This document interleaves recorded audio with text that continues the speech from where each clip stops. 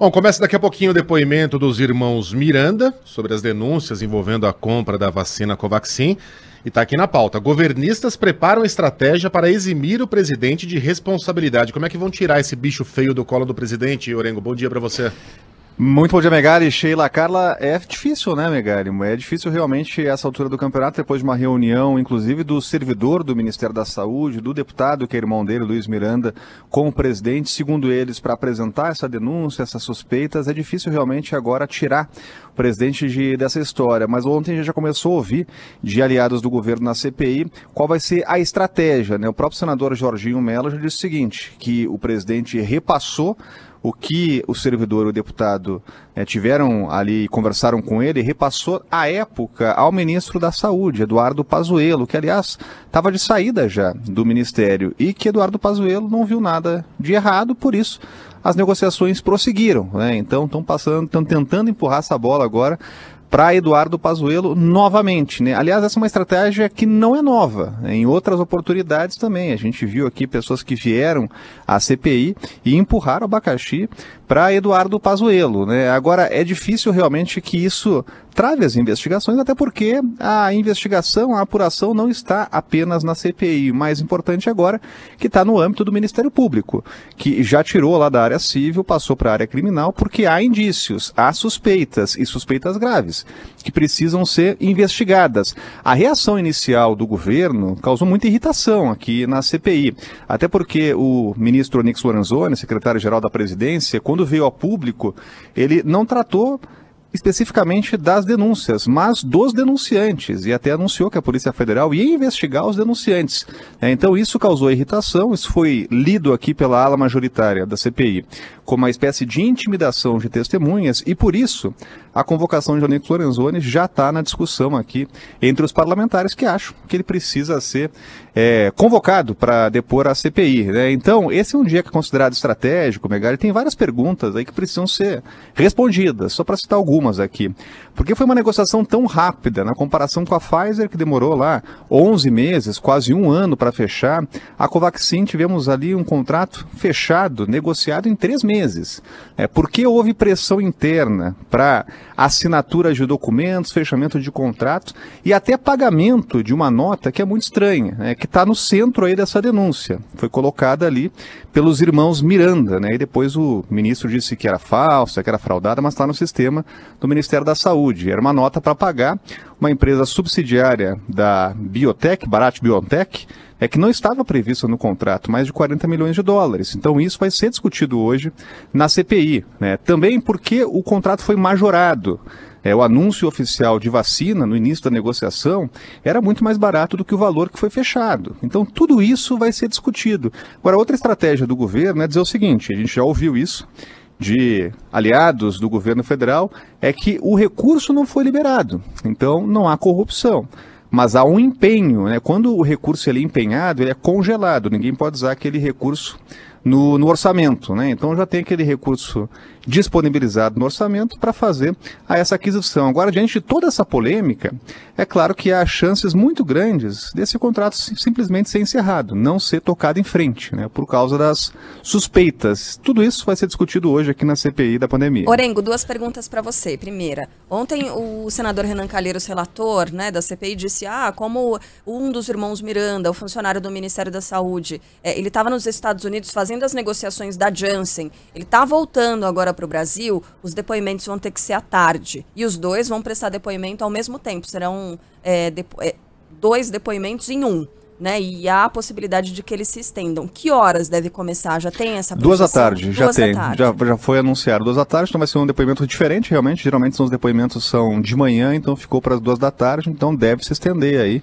Muitos parlamentares vão ter que ficar em Brasília no fim de semana em função disso, viu? E tem mais uma pergunta da nossa ouvinte, final de telefone 9305. Orengo faz sobremesa? Claro, sempre. Vamos colocar no cardápio, né? Tá, já tem. Daqui a pouquinho. Vai ter cozinha maravilhosa, né? Hoje é dia. Hoje é dia. O Orengo, o Pazuello tá parecendo aquele quartinho que a gente tem em casa, que tudo quanto é tralha, você não sabe o que fazer com ela, você joga lá. Surge uma sujeira qualquer que a gente faz, joga no colo do Pazuello. E Pazuello. é uma versão muito difícil de a gente engolir, que Pazuello, que é o mais sabujo de todos os sabujos ministros que já passaram pela esplanada, fosse um agente tão independente que fizesse tudo sem o dedo, sem a anuência, sem a ordem do presidente. Não comprou vacina, foi o Pazuello. Recomendou tratamento precoce, Pazuello. Tratikov, Pazuello. Contrato com a Covaxin, Pazuello. E cadê o chefe do Pazuello? Pazuello era esse ser independente que, em público, dizia que mandava quem pode e obedecia quem tinha juízo e dizia amém para qualquer coisa que vinha do presidente, mas que no combate à Covid era tudo ele que fazia, sem que o presidente soubesse de nada? Essa é a versão que está tentando ser vendida pra gente? Foi o que a gente já ouviu algumas vezes na CPI. Agora, a linha de investigação da comissão, pelo menos da sala majoritária, aponta justamente o contrário, viu, Megali? Que é a falta de autonomia de Eduardo Pazuello, que não participava, inclusive, de reuniões estratégicas para falar sobre medicamento, cloroquina, vacina, e isso chamava muita atenção. Então, essa é uma das linhas hoje de apuração da CPI, avaliar qual era o grau de autonomia que tinha Eduardo Pazuello, Nelson Teich, Mandetta e hoje Marcelo Queiroga, né? A gente já viu em algumas oportunidades decisões, inclusive de ministros, que não foram adiante. Foi o caso quando Marcelo Queiroga escolheu uma pessoa para comandar, uma infectologista para comandar uma das principais secretarias aqui, que é a de combate à Covid, ficou 10 dias no ministério e depois o nome não foi chancelado, né? Porque não cumpria ali os requisitos políticos para estar na pasta, tinha feito críticas ao combate à Covid, à postura do governo. Então, uma das linhas é a falta de autonomia do Ministério da Saúde, que muitas vezes não é respeitado, ou decisões são tomadas à revelia do Ministério, né? Então, essa é uma das linhas. Agora, interessante é o seguinte, que a CPI ela começou de um jeito, né, naquele velho clichê, ninguém sabe como termina uma CPI, com focos definidos, né, o colapso de Manaus, também a compra da cloroquina e uso desse medicamento, recomendação, né, e o atraso nas vacinas. E agora, o foco ele foi desviado e passa a ser o assunto mais importante da CPI, esse contrato com a Covaxin, porque já a investigação do Ministério Público começa a surgir materialidade, há documentos, há um servidor que diz que foi pressionado dentro do Ministério da Saúde, por isso, hoje é considerado um dia estratégico aqui na comissão. E hoje é considerado um dia muito especial para nós, porque sexta-feira é dia de... Opa! A cozinha maravilhosa de Rodrigo Orengo. Hoje apresentando...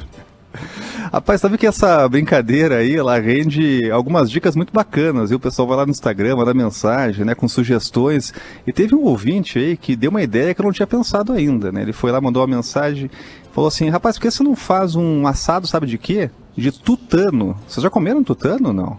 Pô, uma delícia. Não? Ainda não? Maravilhoso. Tutano pois e é diferente. Fica dentro do osso, né? Dentro do osso, né? E assim, é difícil de encontrar. É difícil de encontrar por quê? Porque ele é muito barato, e essa é uma dica bacana, né? Então eu fui procurar num açougue que eu já conheço o pessoal, e falei lá com eles, não fica ali não fica exposto, né? Mas aí você conversando com o açougueiro você consegue. E aí fica na canela do boi ou na coxa, e aí você faz um corte longitudinal e fica bonito assim, né? E aí você aproveita o tutano que está realmente dentro ali do osso do boi, né? E aí você consegue trabalhar isso. Sabe quanto custa uma peça dessas? Para mim, pelo menos, eu consegui encontrar por R$5. R$5. Você consegue dois pratos aí de um assado de tutano. É claro que você vai trabalhar ali, né? Fazer misturas, molhos, fica bacana com pão, né? E dá para sofisticar o prato, né? Então esse é o desafio, né? Pegar algo que geralmente é jogado fora, o pessoal não valoriza, e fazer um prato bacana aí, viu? Então gostei desse desafio do ouvinte Fred, aí vai rolar um assado de tutano hoje. O Orengo demorou pra você fazer um livro de receitas, cara. Eu tô falando sério, tem uma Rita Lobo dentro de você querendo sair e olha você aí, fica reprimindo. Você poderia publicar a receita e pra cada receita você conta um caos de Brasília que tem, aí, por exemplo, tutano. Bacana, aí, ó. Tutano é sinônimo de fibra moral, né? Aquela pessoa tem tutano. Aí, ó. Você pode relacionar com um episódio Pazuello. Pô, cara. Vamos conversar aí, Orengo. Você é seu editor, Vamos conversar. Segunda-feira a gente vê como é que ficou. Bom fim de semana, Orengo. Valeu, abraço.